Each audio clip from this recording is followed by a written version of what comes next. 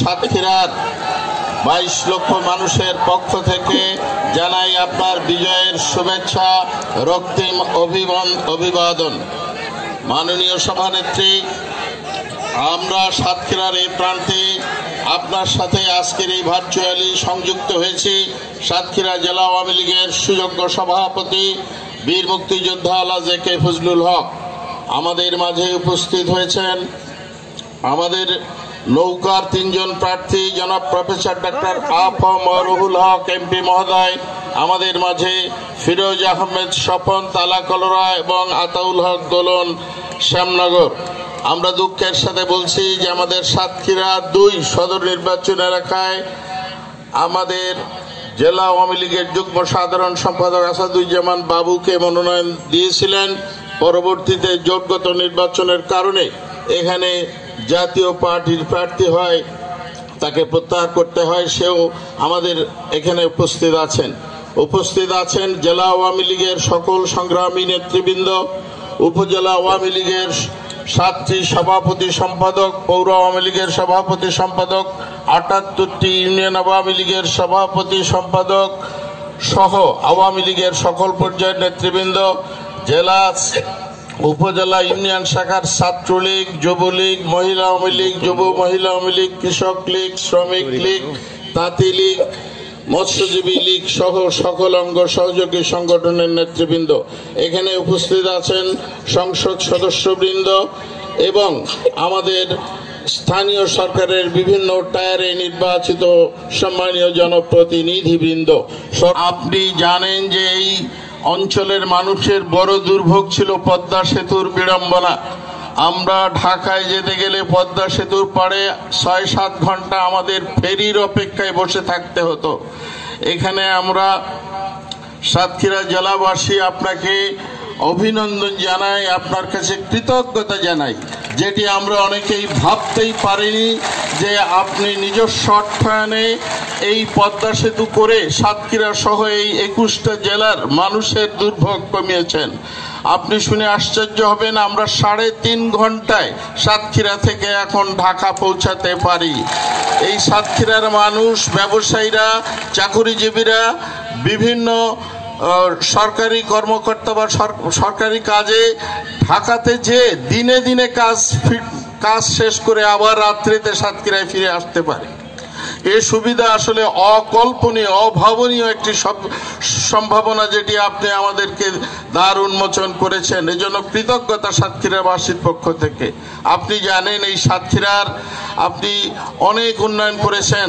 আমাদের রুহুল হক সাহেব যখন মন্ত্রী ছিলেন আপনি এখানে মেডিকেল কলেজ করে দিয়েছেন, যার সুবিধা আমরা কোভিডের সময় দারুণভাবে পেয়েছি। আমরা এখানে আমাদের সাতক্ষীরা থেকে নাভরণ পর্যন্ত আপনি ইতিমধ্যেই 4 লেনের রাস্তা করার অনুমোদন দিয়ে দিয়েছেন, আপনার কাছে কৃতজ্ঞতা।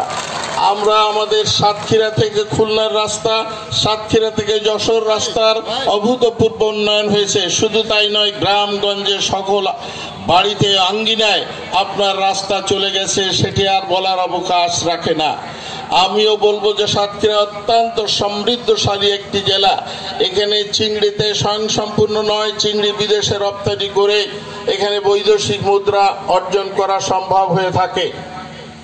এর বাইরে সাতক্ষীরার আম আপনি জানেন অত্যন্ত সুস্বাদু, সেটা পৃথিবীর বিভিন্ন দেশে এই আম রপ্তানি হয়ে থাকে।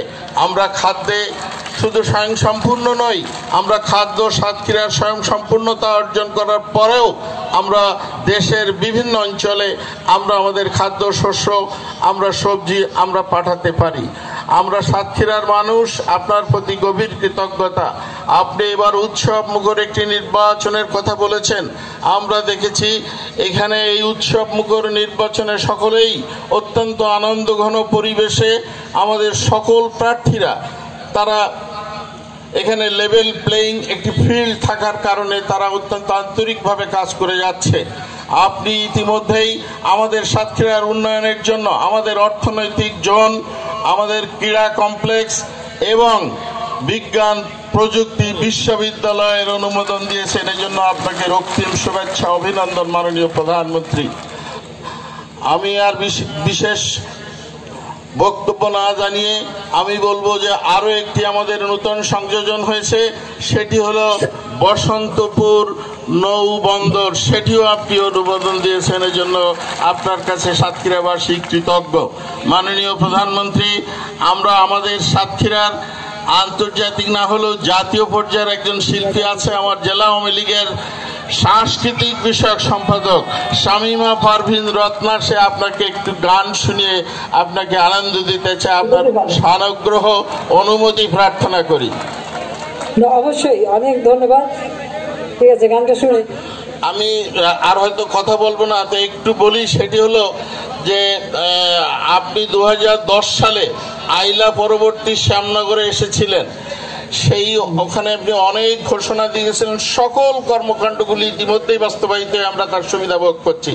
কিন্তু একটু দুঃখের সাথে বলতে হয় যে আমাদের লাভারণ মুন্সিগঞ্জের রেল লাইনটির কাজ এখনো শেষ হয়নি।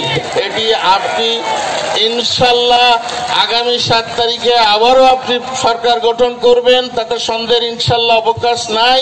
আমাদের সাতক্ষীরাবাসীর দাবি আপনি পুনর্নির্বাচিত হয়ে সরকার গঠন করে আপনি সাতক্ষীরার এই রেল লাইনটি আপনি সংযুক্ত করবেন, এটি আমাদের অনুরোধ। এত কাজ করছি, একটু বাদ আছে, সেটা আগে বলে।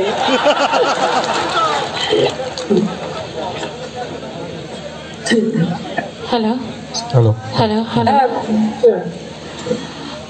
আমি আসলে খুব নার্ভাস। আসসালামু আলাইকুম। আমি এত লোকের সামনে গান গাওয়া একটু নার্ভাস হতে হবে না না না, আমি আসলে মা তোমার সামনে গাইতে একটু নার্ভাস ফিল করছি। আমি জানি না কিভাবে গাইবো, আসলে চেষ্টা করছি। আমার সৌভাগ্য, যেহেতু বিজয়ের মাস, বঙ্গবন্ধু জাতির পিতা বঙ্গবন্ধু এবং তার পরিবারে যারা শাহাদাত বরণ করেছেন তাদের প্রতি বিনম্র শ্রদ্ধা জানিয়ে, এবং 1971 সালের যে সকল শহীদরা জীবন দিয়েছিল, যাদের রক্তের বিনিময়ে আমাদের এই বাংলাদেশ, তাদের প্রতি বিনম্র শ্রদ্ধা জানিয়ে আমি একটি দেশের গান গাইছি। আমার নাম শামীমা পারভীন রত্না, সাংস্কৃতিক বিষয়ক সম্পাদক, বাংলাদেশ আওয়ামী লীগ সাতক্ষীরা জেলা শাখা।